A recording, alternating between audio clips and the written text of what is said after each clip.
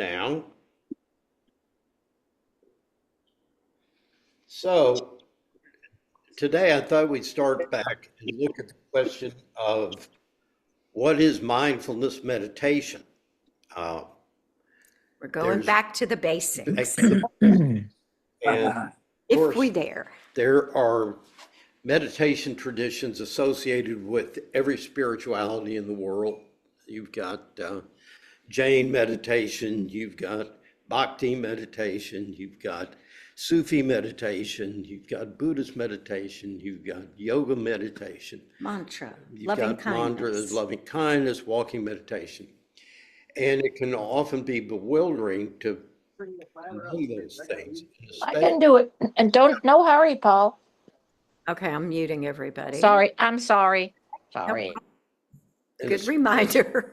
especially here in the South where people uh, think that anything that's not associated with fundamentalist Christianity is against fundamentalist Christianity. So that if I'm doing a meditation form that's associated with a religion, then I'm liable to be led astray. And of course, people erroneously think that if you meditate, that's how the devil jumps in and takes over your life. And that's what's preached from the pulpit. And that's what a lot of people actually believe because that's what they've heard. So the beauty of what happened in mindfulness was that there was a fellow named John Kabat-Zinn who opened up a clinic that was associated with the University of Massachusetts. And he started doing a simple form of meditation to see if it had any impact at all on people's healing. And that eventually became the mindfulness-based stress management group, which begin to establish credibility for meditation and its impact on the body and promoting healing on a number of different levels. He eventually went on to begin to look at how it could be used for treating depression, how it could be used for treating anxiety disorder. So it began to take over. But what he very skillfully did was he separated it from religious language. He stripped it down to its very basics. So in a world of bewildering options that's both a blessing and a curse today, let's take a look at how to begin to approach this. What is mindfulness? And this is one of our favorite readings. We allude to it a lot. And it actually comes from a book called Immortal Beloved, which is a dark fantasy about people who live forever. And so they have to find some way to counteract the boredom that comes from having seen and done everything there is to do. And so they have literally a mindfulness-based practice that they give to people who are cursed with immortality. And then when asked, what do? They say, what we do here is give you a crash course in relearning the significance of moments, of minutes. You'll learn the skill of being fully aware, of fully present in the now. You'll relearn how to feel your life, how to value your experiences, and you'll feel happier and more complete afterwards. Working in the garden, preparing a meal, cleaning up. These tasks may seem repetitive and boring. For someone who's unmindful, they're almost unbearable. We spend most of our time searching for the next huge emotion, the next huge event, the next huge physical sensation, because after a while, that's all we can feel.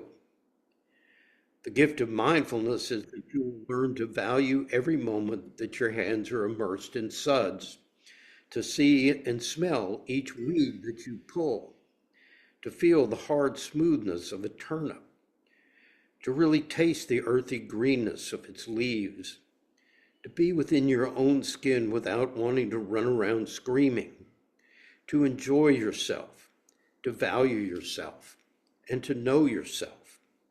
And once you do that, you'll be able to love, to truly love yourself and someone else. And I found this reading, I still don't know who wrote it, but I love it, is that one of the benefits of mindfulness is that we come to learn some things that are fundamentally important that we don't know exactly how to go about doing. It says, you should know what's in your heart. You should know what thinks your thoughts. Listen to that. You think your thoughts. You sit in meditation, you discover. Think your thoughts. You should know what drives your behavior. You think you're in control of your behavior? No. The behavior emerges and then you justify it. Our minds are made for justifying. So who's doing that? You should know what causes your longings. Is your heart's deepest longing yours, or is that the universe is longing after itself through you? I don't know. You should know what creates your pain. You should know the source of your pleasure. And you should know how to program all of it. And that's really kind of the key of what we're going to look at today, is that capacity to look at what the mind is doing, to see how it operates, to learn the laws that it operates according to, and be able to do what I call meta-programming, to begin to rewrite the program that your brain's learned. So we wake up in our adult lives already programmed. We had no control over that. Society programmed us from the moment they started putting clothes on us. And the moment they either rocked us when we were distressed or left us in our crib, we were beginning to learn what the world is about. But now we have a choice. Once we begin to take the one seat, once we begin to watch, when we become skillful, we can begin to alter that. Now, I picked a couple of readings from Jack Kornfield about picking a path and why so many of us can be in our 40s, 50s, 60s and still be disenchanted with our meditative practice. And he says, I've experienced students that have come to insight retreats having made a commitment, without having made a commitment to any practice. Instead, they've sampled the numerous traditions that are now available in the West. They've been initiated by lamas, done Sufi dancing in the mountains, sat at a Zen retreat or two, participated in shamanic rituals, and yes, they ask, why am I still unhappy? Why am I caught in the same old struggles? Why haven't my years of practice changed anything? Why hasn't my spiritual practice progressed? And I ask them, what is your spiritual practice? Do you have a committed relationship of trust with your teacher or with a specific form of practice? And they often answer that they practice many ways or they have not chosen yet. But until a person chooses one discipline and commits to it, how can a deep understanding of themselves and the world be revealed to them? Spiritual work requires sustained practice and a commitment to look very deeply into ourselves and the world around us to discover what has created human suffering and what will free us from any manner of conflict. We must look at ourselves over and over again to learn to love, to discover what has kept our hearts closed and what it means to allow our hearts to open. If we do a little of one kind of practice and a little of another, the work we have done in one often doesn't continue to build as we change into the next. It's as if we were to dig many shallow wells instead of one deep one. In continually moving from one approach to another, we're never forced to face our own boredom, our impatience, and our fears. We're never brought face to face with ourselves. So we need to choose a way of practice that is deep, ancient, connected with our hearts, and then make a commitment to follow it as long as it takes to transform ourselves. This is the outward aspect of taking the one seat. And I know early in my meditation, I would sit and I would have all kinds of plans go through my head. So I called that my meditation on planning and being aware and controlling my executive function. And then the next time I would space out, and that would be my meditation on going to my happy place. And so whatever was going on, if I was particularly aware of my breath, I was doing a breath practice. So whatever the hell was going on, I was calling my spiritual discipline du jour, and I was skilled at so many of them, but a master of absolutely none of them. So this journey of mindfulness, what does it consist of? If we're to commit to it, what exactly are we committing to? So let me switch over here to a nice little simple description that I thought had some elegance to it. First of all, mindfulness meditation is awareness of the present moment without judgment, okay? Now, this seems simple because I think I'm in the present moment. The kicker is in the last part of that, without judgment. And it is virtually impossible for us to detach from the judgmental mind. If you have any kind of judgment about how you're breathing, about the sound that's irritating, about the sensations in your body, if you've got any kind of resistance or attachment, then you're not in non-judgmental awareness. You're still in that part of your brain that prefers this state over that state. And I'm trying to run away or get away from discomfort. I'm trying to find something more pleasurable. So most of us think that we're in pure awareness, but that's a state that is extremely difficult to get to because it involves letting go of so much of the conditioned mind. So how do I begin to let go of that conditioned mind? By paying full attention to what you're doing, taking, and thinking, okay? Now, what does it mean, full attention? This is what we mean by wholeheartedness. You know, one part of me wants to be sitting in meditation, another part of me wants to be planning my day, another part of me wants to be thinking about something that happened yesterday. All these conflicting things are going on, and being able to unify your will, to have all these different sub-selves that are wanting to take over and grab the mic, takes a high degree of skill of staying in the present moment and noticing when you begin to shift, okay? Where did I just go? What happened? Without analysis, by the way. Saying, where did it go doesn't mean go back now and think about that. It just meant note that I'm somewhere different, okay? So learning to wholeheartedly, and I love that phrase in Buddhism because it's an implication about the nature of will. What is my heart's deepest longing? What am I hungry for? And this comes to Buddha. Any religion is going to answer a question that it asks, that it thinks is significant. So Christianity asks the question, how do I gain eternal life? Okay, if you're not interested in eternal life, I'm not interested in eternal life. That's not my problem. That's not what engages my heart the most. What engages my heart the most is it's fucking painful to live awake in this world. So how do I live awake without suffering all the time? And isn't that what we've been addressing lately? What causes the suffering? And what is there a way to sit in the middle of everything, be present to it, and not have to suffer? So that's part of what it's not exactly a goal, but it's definitely a motivation. It's something to tie your wagon to every day when you get up. Why am I sitting? Why am I being here? Because I want to end suffering, the suffering in myself, the suffering in the world. So how do I do that? By observing my thoughts and sensations like a curious witness, not like a judge. And you hear me irreverently say, watching your thoughts like, wow, ain't that some fucking shit? You know, it's like it. One of the most beautiful perspectives I've found is one of irony. That when you really begin to see what's going on, it's tragic, but it's not a melodrama. It evokes certain feelings, but my response to it definitely is the comedy part.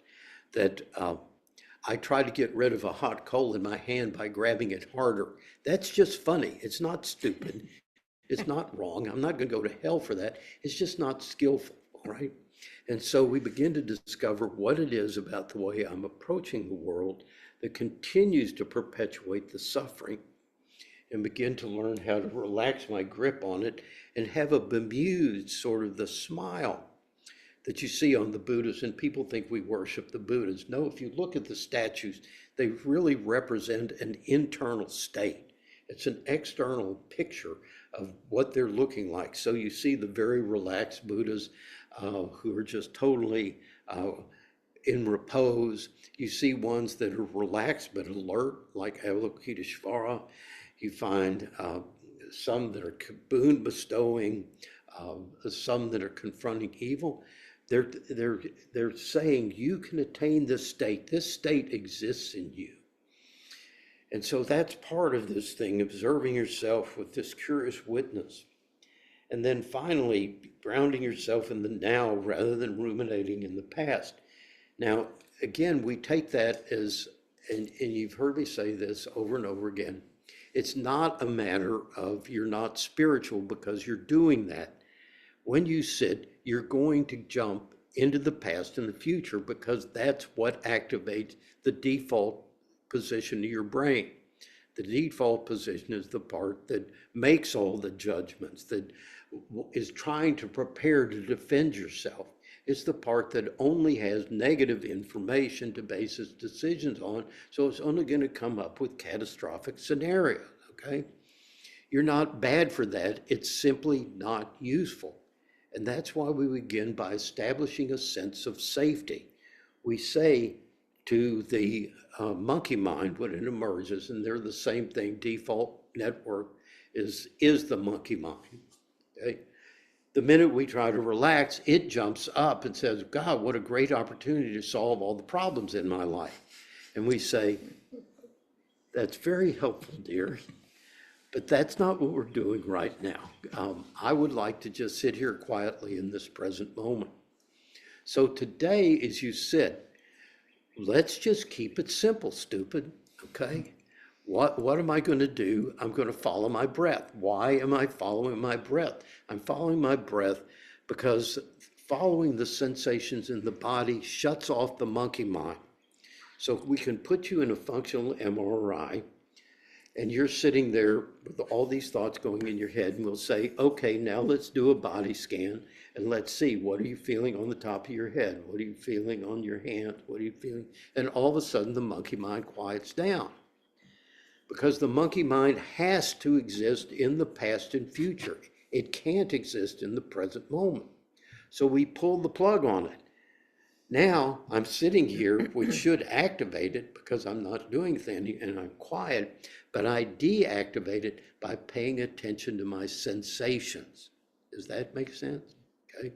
The second thing is that as the brain calms down, it sends a signal to the amygdala, which is what drives the fight or flight response, to say we're safe. So that slow exhale is something that hacks the body, sends a signal that I'm okay.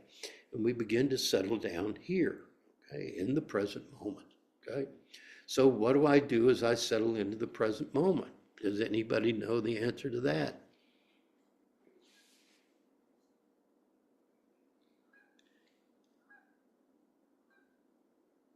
Absolutely nothing. Say it again. Whoa. What is it good for? Absolutely nothing. Say it again, okay? So, why are we here? To be here. What's the point? There's no point, okay? There's no intention, there's no action, there's no thinking, there's no analyzing. Why? Those are all functions of the monkey mind, all right? So developing that capacity to sit with what is, regardless of what it is, allow it to enter you. The beautiful description of this in Michael Singer's book is, he says you're driving down the highway and all these sensations are coming in and you're seeing trees, you're seeing stars, you're seeing clouds, you're seeing cars, you're seeing all this stuff, and it hits long enough to make an impression and then it's gone. And he said, that's what being enlightened means. The energy of the universe blows through you, sings you like a flute or like a harp, gets the vibrations going, and then it moves on. And then you're receiving the next moment, and then the next moment, and then the next moment, and then the next moment. You're not lingering. I go, whoa, hell, that was a great one. I think I'll keep that. Or you go, whoa, that was a sour note. I'm going to fight that. The minute you do that, boom, you're out of there. So when you find yourself out of the present moment, what do? You simply rebuild. You go back to the breath, back to the present moment, okay? So let's just try that. Today, what we're going to do is balance. I'll lead you into it a little bit. And then we'll have periodic gongs. I'll do it so you don't have to, so you can meditate. And I'll watch over you and bring you out, okay? So have fun. See you later.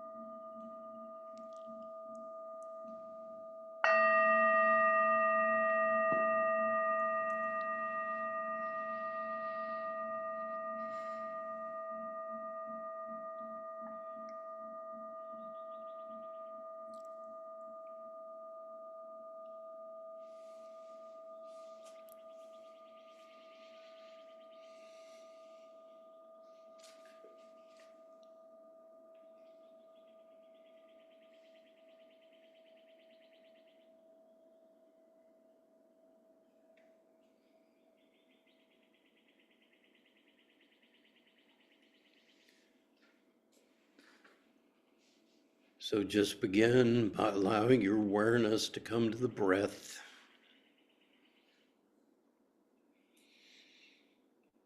If you want to do a little preparation, you can do a deep 3-part breath, taking the breath all the way into the abdomen, the floor of the pelvis, filling up the chest,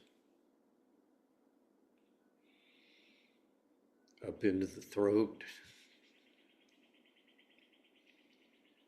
letting it release, the throat, the chest, emptying out the abdomen. And if you want to squeeze out at the bottom, get rid of the stale air in the lungs, you can. Just relaxing to receive the breath. And when you're ready, begin to observe the even flow of sensations and whatever part of the nose grabs your attention. The upper lip, the nostrils, the inner part of the nose,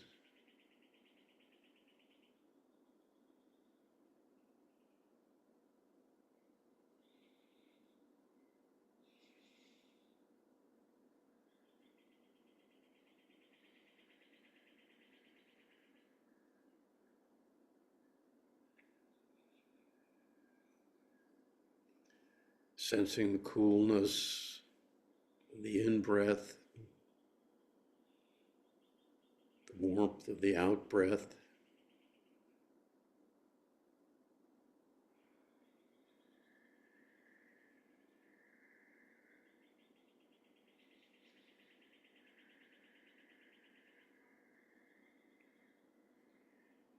And this is your refuge. To take refuge means to allow yourself to experience safety. I'm taking refuge in the breath, taking refuge in the present moment.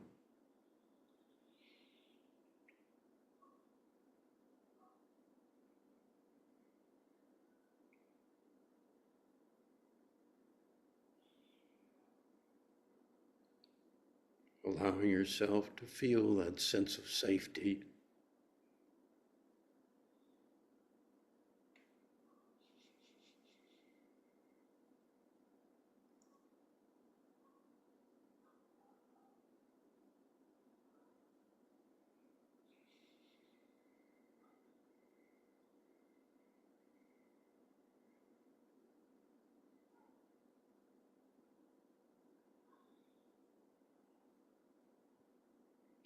And staying anchored in the body.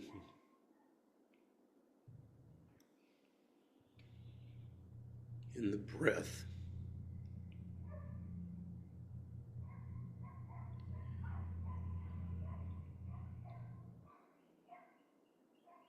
Become aware of what the mind is doing.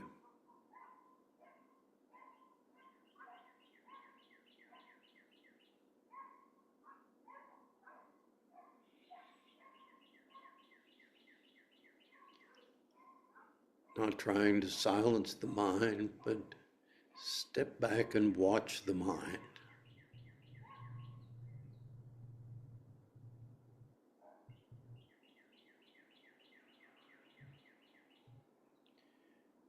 There's no right way or wrong way for your mind to be.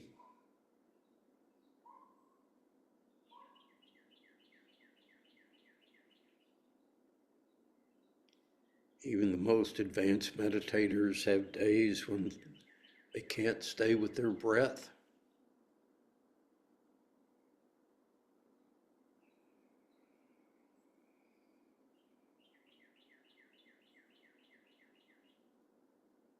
And if that's what's there, that's what they watch without judgment.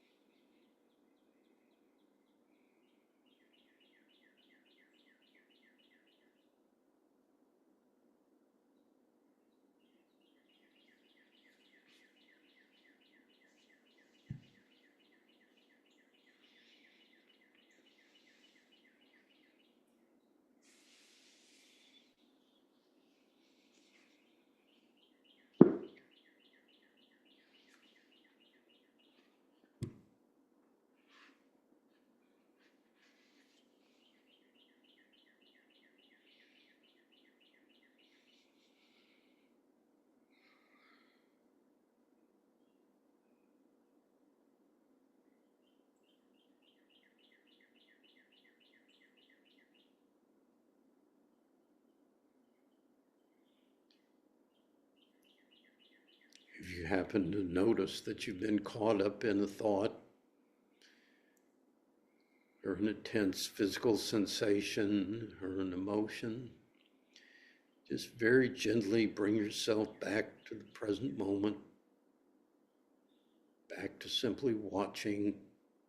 No need for analysis or criticism, because this is the practice.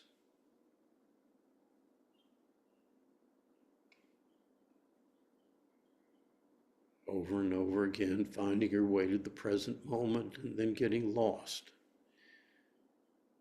And then bringing yourself back.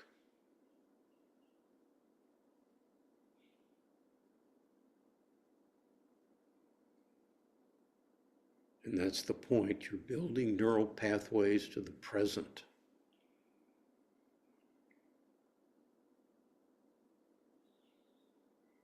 And of course, you're not going to be able to do that. You haven't practiced that yet.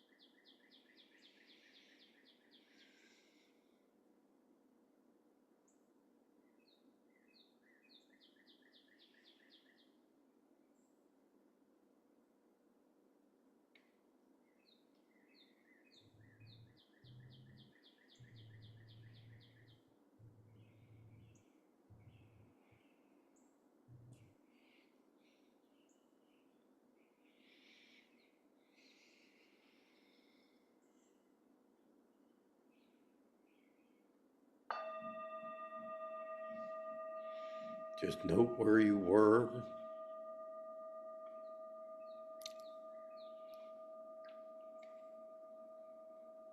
Where are you now?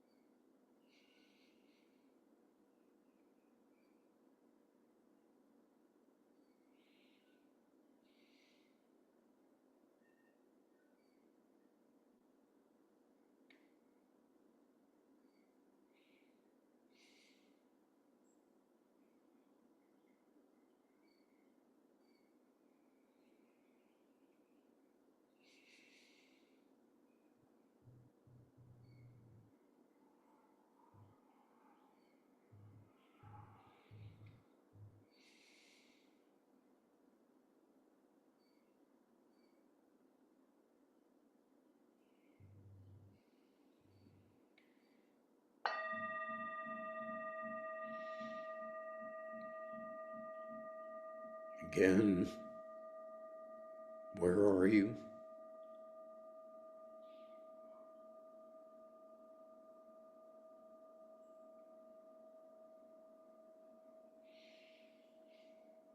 Notice as the body tires, it's harder to keep that non-judgmental awareness. Begin to struggle. Begin to notice any resistances.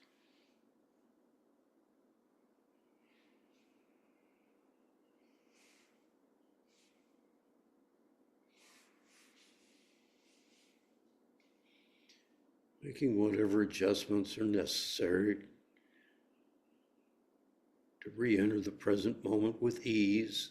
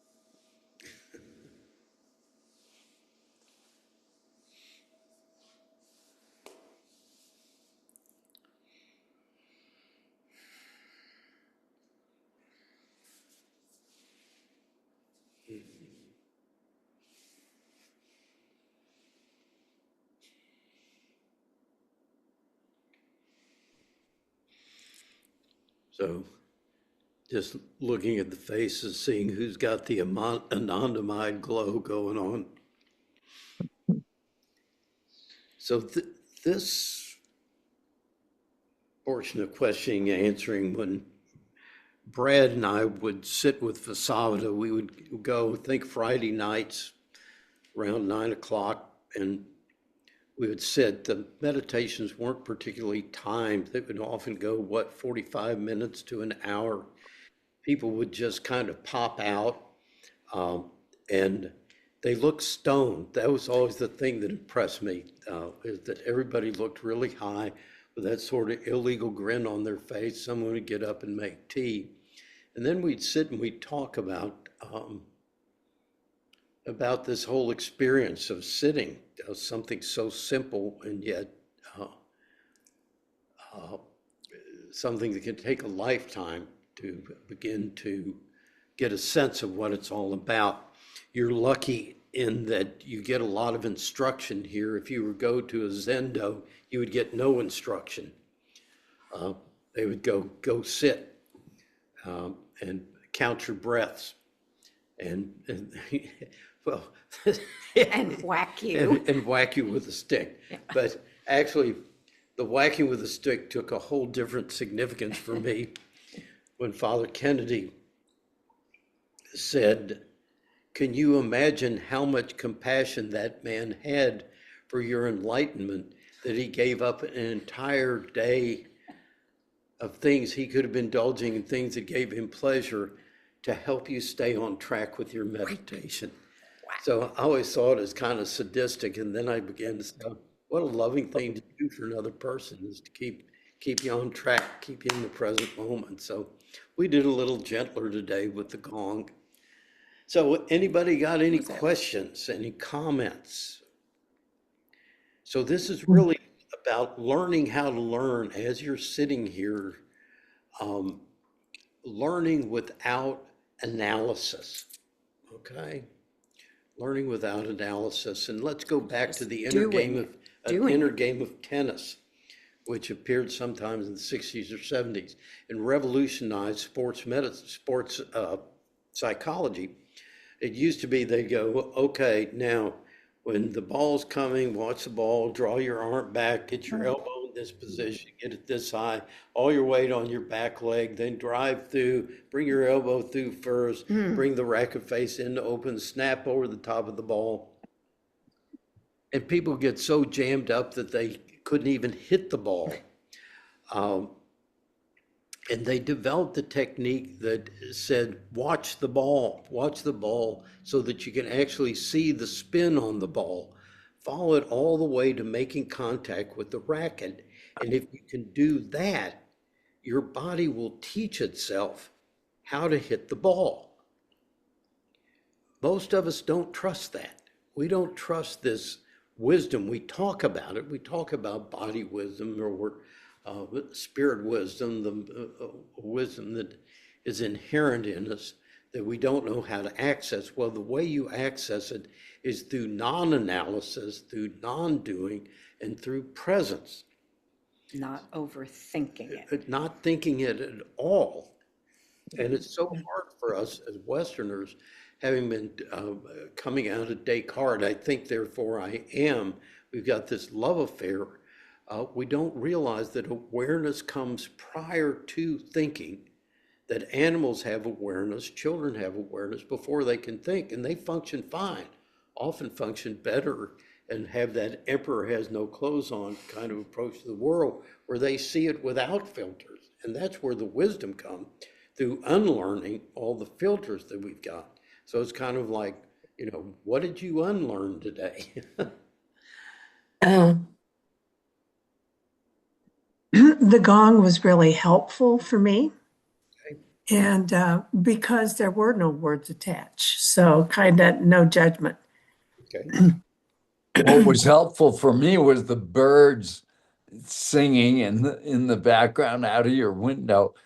But the whole thing was really effective this morning, really effective, getting into my breath. And I could just feel my whole body, my hands from the inside. It would, yeah, they felt the warmth inside. It was really, really a nice meditation this morning. Good. I agree, Tom. Thank you. That was, I don't know what it was about it, or maybe I just needed it real bad. But it was very easy, and I got real relaxed. So thank you. Okay, good. Let's hear from the people who didn't have a good experience. Okay.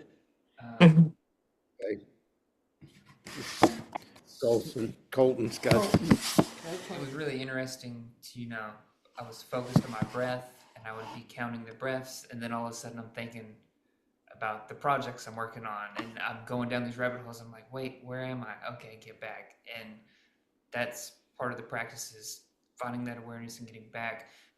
In the beginning, it was easier, but as you sit longer, it's like, okay, I'm back. And it's harder to keep the counts on my breath, and I kept jumping back and forth closer to the end. But that was really interesting to get off track and then get back on track. Get off track, get back on track. Just over and over. That's going to be your whole life. Yeah. Yeah. And that's where the persistence pays off. Okay. And one of the things that Vasavati used to say is, don't compare your meditations to each other. There's that tendency to want to get better, to want to see improvements. And again, that's the judgmental mind, putting an overlay on it.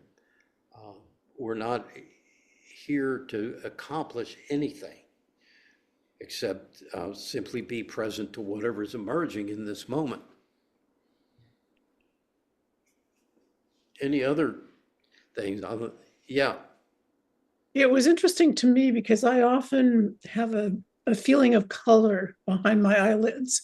I'm letting the light in from the outside, and usually they're either fuchsia colors or blue colors, very contrasted. And this time they were red and orange. And that, when you just said that about comparing, I didn't realize that I was comparing because I was so drawn into it. And I said, it was a sense of curiosity. It was a sense of, that's new. Yeah. This is really different. It's the same, but it's different. And I think that's kind of a pattern that I see in my life, is trying to see the newness of something, and yet there's a familiarity about it. And my reactions, it surprised me sometimes. Good. And that phrase that you liked, wanting to attach meaning or to attach significance to it, that's not intrinsic to the experience itself. It comes from the outside. Beginning to see how much we do that is a good insight to have. Yeah. So one of my favorite people, Sheldon Kopp, says, life isn't about anything. And how much time do we spend trying to figure out what's it all about, Alfie? It's not about anything. It's not going anywhere. That's that Christian God that we get, that somehow God's got a plan, and we've got to figure out what that plan is, and we got to live according to that plan. And he's not going to tell us what it is, but if we get it wrong, we're going to hell for an eternity. That's always in the background. You can't be raised Christian and not have that in the background. So, and that work ethic of I should be doing something, I should be accomplishing something. I'm just idle and I can't allow myself to simply be. Watch for those things that generate a background discomfort that's the same as the color background. Which is a judgment, Yeah, essentially. Oh, yeah. yeah. So it's good to see, like, what's this thing up to? Bart, this is Sherry. I want to thank you for your non-intrusive little ringing of the bell while we were meditating and asking where we were. And after the meditation, that I think, boy, I'm going to need to meditate with you in this group for a while, because I easily could have just, in hindsight, not known, what I guess I need to see progress or something, and it helped me measure. It helped me call me back to my mindfulness with a stronger presence than I can. And that's why it's good to meditate with a group, Sherry. Yeah, It's so easy when you're by yourself and you've just got yeah, to trance out. And yeah. what happens with time when you trance out? Where does it go? It goes faster, and it's one of the reasons we trance out. When Huh. I used to drive with the family, my goal was to get from Shreveport to Chicago as fast as possible. Well, the faster I went, the less I experienced, if that makes any sense. Think about your own life. Makes That all the sense. the more I can tune out what's happening, but when you start enjoying every little thing that's going, it's so full and it takes so long. Taking a walk with a 2-year-old, you can't go 1 block in less than a half an hour, because they've got to stop and play with every doodle bug, every piece of chewed gum, dead worm. Everything is just so full of wonder for them. And that's a potential that we have. That's that beginner mind we talk about, is letting go of, kids will teach you how to not have a purpose. What are we going to do? We're going to go for a walk. Yeah. What are we going to do? I have no fucking idea. Whatever's out there is what we're going to do, right? Yeah. They're great teachers. Mm-hmm.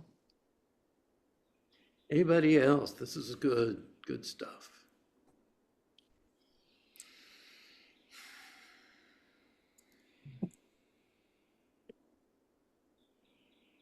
I had an interesting experience yesterday. I was with another gal from the Immigration Partnership team, and we met with a couple of our orchardists. And what we were doing was giving them the kind of best practices as people know them for keeping their workers safe. And had this whole agenda of, have you thought about, or you might want to, And our first meeting with our first orchardist said to us, how are you gals doing? This is hard work.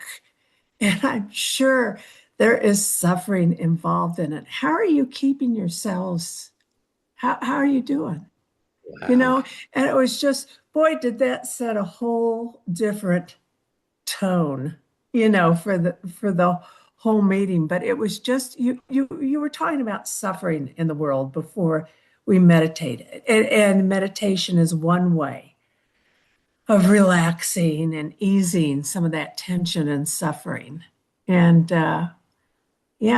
so that's what came to mind to me when, she said, what do you do? And I said, well, one thing I do is meditation. And, so we had a little therapy session actually, and then we kind of got down to business, but it was amazing experience. I've never had someone start a meeting that way except me. Never been. It's beautiful to be asked that. Isn't it? And yeah. That's kind of reinforcing, because being on the other end of it, I go, so that's what that feels like when Oh my goodness. Yeah. And it gives you appreciation of yourself, doesn't it? A lot of validation, a lot of appreciation and validation. Yes. So that's what I mean by esteeming yourself. And that self-esteem is not a noun, it's a verb. How much time do you spend really valuing yourself and valuing the impact that you have on people? Mm. Because we're always chasing that sense of worthiness. At the same time, we're exuding it continually. We just don't see it until a moment like that happens. You go, oh, wow, someone just did for me what I do for others. That was great. Yeah, I think I'll keep doing it. Good for you. Anybody else? Okay. Homie, Okay, so let's wind this one up. so why do we ohm? Because we can. Yeah, I was gonna say. So some of you may know in the Tao Te Ching, one of the verses is, he who knows doesn't speak, and who speaks doesn't know. So Yeah. and said, so why do you talk so much? And the teacher said, why does the bird sing? Okay. So why do we ohm? Because we can. Because Yeah. All right. we're joining our spirits together in the vibration. The vibration is what, 127, which is the vibration of the heart chakra. So let's sing it out to the universe. Let's do it. Breath in. Yeah.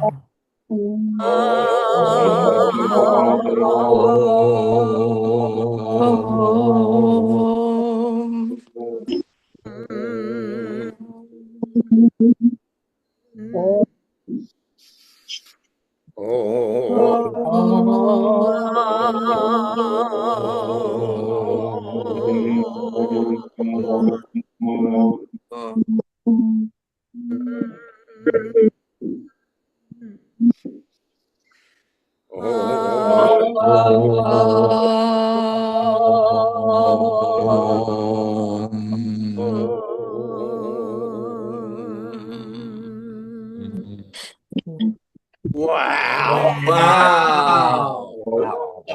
Wow. Yeah. Want to own too? I love your shirt, Pam. I do too. Stay lazy. Yeah. Stay lazy. I You know, love it's it. kind of like just be. I'm Yes. just going to be. Right on. Stay lazy. Love it. Love you guys. Guys, too. Have a great week. Thank you. Take care. So Bart, who's saying war? What is it good for? for? Absolutely nothing. that war. Is that Roar. I think that was Roar. rude. Or. Okay. Yeah. What What is it good good for? for? Absolutely nothing. Nothing. Nothing. It again. I think they did. That's a good association. They did